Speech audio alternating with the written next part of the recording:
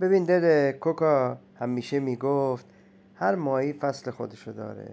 پاییز و زمستون شیر و شوریده، بهار زبیدیه عزیز و دلبر، تابستون هوور و سنگسر فصلشه. نکته اینجاست اگر هر ماهی رو به فصلش نخری نمیتونی از گوشت چرب و لذیذ اون لذت ببری.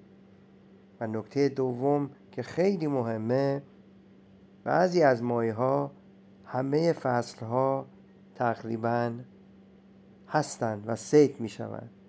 در ویدئوی بعدی بهتون میگم که چه ماهی‌هایی در تمام فصول هستند و صید میشوند.